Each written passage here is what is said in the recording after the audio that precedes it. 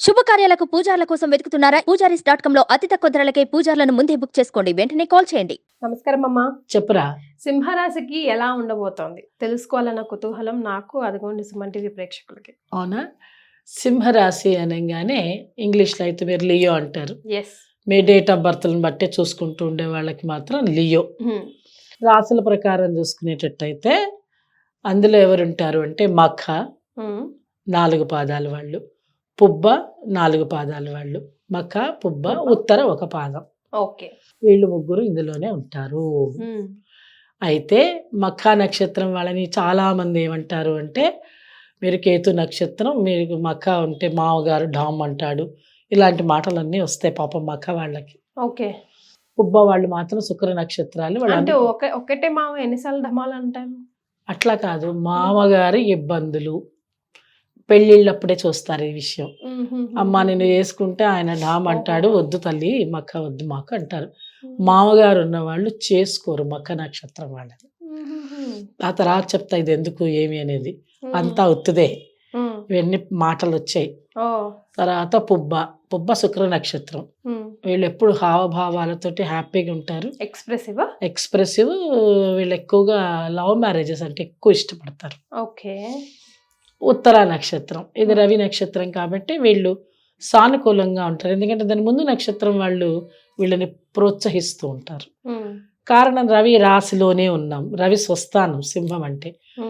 వాళ్ళు సింహరాశి యొక్క స్వభావమే ఎప్పుడు కూడా నెంబర్ 1 అది న్యూమరాలజీలో.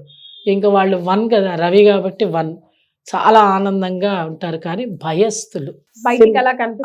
సింహం ఎలా ఉంటుందో నీకు తెలుసు కదా.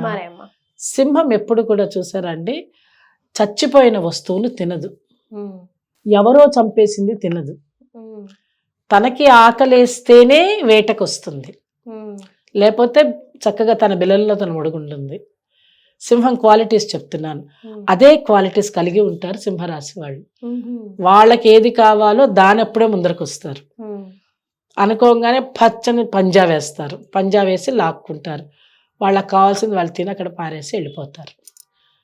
కానీ వేరే వాళ్ళ జోలికి వెళ్ళడం, వాళ్ళని గీకడం, నక్క వేషాలు వేయరు. అందుకనే మృగరాజు. కావాలంటే సింహాన్ని, ఏనుగును కూడా వెళ్ళి చంపుదామని రెడీ అవుతారు, అక్కడైనా కొడతారు. కుంభస్థలం కొట్టమంటే కూడా కొట్టడానికి రెడీగా ఉంటారు. కాబట్టి నెంబర్ 1 అయింది ఇది సింహరాశి వాళ్ళు. అందుకని సింహరాశి వాళ్ళకి ఈ సంవత్సరం 2024 వండర్ఫుల్.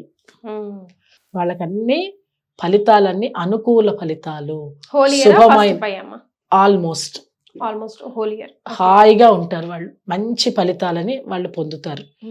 అయ్యో మంచి ఫలితాలు పొందుతాయి కదా అని మనం ఇష్టం వచ్చినట్టుంటే దేవుడు టక్కని కోసి పడేస్తాడు. అలా కాకుండా మంచి సంవత్సరం అంటే ఏం చెయ్యాలి, ఇది ముఖ్యమైన మన ప్రశ్న. సింహరాశి వాళ్ళకి బాగుంటుంది అంటే ప్లానింగ్ కరెక్ట్ గా చేసుకోవాలి. బాగుంది అని అనుకున్నప్పుడు ఈ రాశి వాళ్ళకి బాగుంది అంటే అప్పుడు ఏం చేయాలి, వాళ్ళు ఎక్కడైనా ముఖ్యంగా పెట్టుబడులు పెట్టాలి అనుకుంటే వ్యాపార సంస్థలలో అంటే ఆలోచిస్తూ ఉంటారుగా, లక్షల కోట్లు పెడదామని అనుకుంటూ ఉంటారు. ఇది చాలా అనుకూలమైన సమయం, వ్యాపారం మంచి స్థాయికి వెళ్తుంది.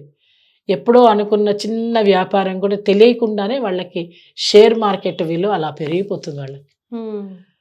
ఆ తర్వాత ఉద్యోగస్తులు, వ్యాపార రంగం అభివృద్ధిలో ఉంటుంది. ఉద్యోగస్తులు ఎవరైతే ఉద్యోగానికి ప్రయత్నం చేస్తారు, చాలా ఏళ్ల నుంచి ఉద్యోగాలు రాకునో లేదా నోటిఫికేషన్ రాలేదనో ఇంకేదో అనో ఇబ్బంది పడుతూ ఉంటే వీళ్ళకి ఉద్యోగాలు వస్తాయి. ప్రయత్నం చేయాలి, ఇంట్లో కూర్చుంటే పిలిచియ్యరు. సూచన అదే కదా జ్యోతిష శాస్త్రం చెప్పేది. మీరు ప్రయత్నం చేయండి, మీకు ఉద్యోగాలు వచ్చే సూచనలు ఉన్నాయి. తర్వాత ప్రభుత్వ రంగ సంస్థలలో కూడా పనిచేసే అవకాశం వస్తుంది వీళ్ళకి. చాలా మందికి ఉద్యోగం అనగానే ప్రభుత్వ ఉద్యోగం కాదుగా, అందరికీ ప్రభుత్వం ఎక్కడ ఇచ్చిస్తుంది ఉద్యోగం. అయితే వీళ్ళు ఎంటర్ప్రెన్యూర్స్గా మారడానికి అనుకూలమైన పరిస్థితి. స్త్రీలకైతే ఇంకా విపరీతమైనటువంటి ఫలితాలను పొందుతారు. అయితే ఎలాగంటే ఎంటర్ప్రెన్యూర్షిప్ ఈజీగా పొందగలుగుతారు.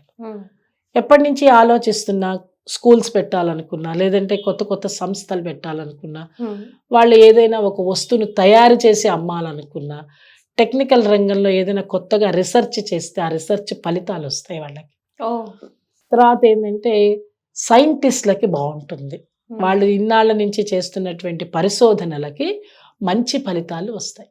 సూపర్.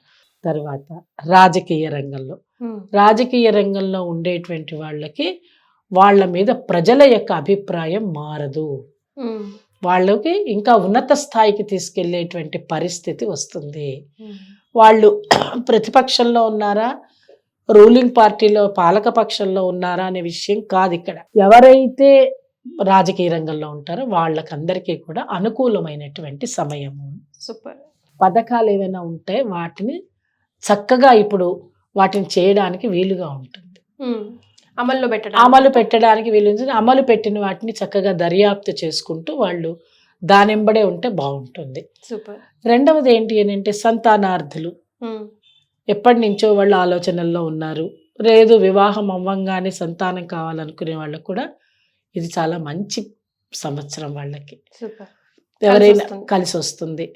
ఆ తర్వాత ఆలోచనలు కొంతమందికి అసలు రావు, ఏం పర్వాలేదు మాకు ఇంకా రాదు పిల్లలు పుట్టరు అని అనుకునే వాళ్ళకి కూడా వాళ్ళు దత్తత తీసుకునే అవకాశాలు కనిపిస్తాయి. ఏదో ఒక రకంగా వాళ్ళ ఇంటికి సంతానం అనేది వస్తుంది. లేదు సరోగసి మదర్స్ వాళ్ళు ఎవరైనా ఉంటే వీళ్ళకి ఆలోచన వస్తుంది. టెస్ట్ ట్యూబ్ బేబీస్ అన్న ఇబ్బంది పడరు. కొంతమంది ఇళ్లలో పోట్లాటలు ఉంటాయి, మాకు వద్దు మనమే కనాలి అని అంటారు, అత్తగారు వాళ్ళు ఒప్పుకోకపోవడం, ఇలా అవేమీ కావు, వాళ్ళు చాలా సంతోషంగా ఉంటారు, యాక్సెప్టెన్స్ లభిస్తుంది. అందువల్ల ఏంటంటే ఎక్కడైనా సరే వాళ్ళకి అటువంటి ఆలోచనలు ఉన్న వాళ్ళు ఇప్పుడు దీన్ని ఉపయోగించుకోవచ్చు. తర్వాత పిల్లలు ఉంటారు, చంటి బిడ్డల ఆరోగ్యం బాగుంటుంది. ఆయాసాలు జలుబులు అలా ఉండి చికాకులు పెడుతూ ఉంటారు కదా, మంచిగా తట్టుకునే పరిస్థితి వస్తుంది వాళ్ళకి. మాటలు కొంచెం బాగా మాట్లాడే ప్రయత్నం చేయడం, అంటే స్పీచ్ థెరపిస్ట్లో ఉంటారనుకోండి, వాళ్ళకి కొంచెం అనుకూలత పెరుగుతుంది. సూపర్. అంటే చెయ్యొచ్చు వాళ్ళు ఈ సంవత్సరం రోజులు వీటన్ని ఉపయోగించుకోవడానికి బాగుంటుంది. వీటన్నిటితో పాటు వీళ్ళు తప్పకుండా చేయవలసినది ఏంటి అని అంటే అమ్మవారికి బాగా పూజలు చేసుకోవాలి. ఖడ్గమాల స్తోత్ర పారాయణం కానీ దుర్గాదేవికి కానీ అనుకూలంగా చేసుకోవాలి. దుర్గాదేవికి మంచిగా మంచి పూజలు చేసుకోవాలి. చక్కగా పసుపు రంగు పువ్వులు కొన్ని రోజులు, ఎరుపు రంగు పువ్వులు కొన్ని రోజులు, అలాగ మార్చి మార్చి చేసుకోవాలి అమ్మవారికి పూజ. అలా చేసుకోవడం సరే. మనము దానం ధర్మం అనేది తప్పనిసరిగా చేసుకోవాలి. అయితే వీళ్ళకి ఆరోగ్యం వచ్చేసరికి ఏంటంటే నిత్యము వ్యాయామం కావాలి. అంటే యోగా సాధన కానీ, లేదంటే వాకింగ్ కానీ, లేదు వాళ్ళు ఏదైనా ఇంట్లోనే ఏదైనా ధ్యానం చేసుకోవడానికి సమయం పెట్టుకున్నట్టయితే కొంచెం ఆరోగ్యం స్థిమితపరచుకోవాలి. బంధువులతో జాగ్రత్తగా ఉండాలి. ఎప్పుడైనా మనం అనుకూలంగా ఉన్నామంటే బంధువులు వచ్చి ఎప్పుడైనా పుల్ల పెడతారు, కాదని లేదు. అలాంటి వాటికి జాగ్రత్తగా బాగుంది కదా అని మనము మర్చిపోయి వెనక్కి చూసుకోకుండా ఉండకూడదు. కాబట్టి ఎవరితో మాట్లాడుతున్నా పెద్దవాళ్ళ అభిప్రాయాలు తీసుకుని వాళ్ళ మాట మీద కనుక మీరు ఇల్లు నడుపుకున్నట్టయితే, పిల్లలైనా సరే మనమైనా సరే పెద్దల యొక్క అభిప్రాయాన్ని ఏకీభవిస్తూ వాళ్ళ సలహా సూచనల మేరకి కనుక మీరు ఏ పని చేసినా సఫలీకృతులవుతారు సింహరాశి వాళ్ళు. సూపర్. చాలా సంతోషం అమ్మా, ధన్యవాదాలు.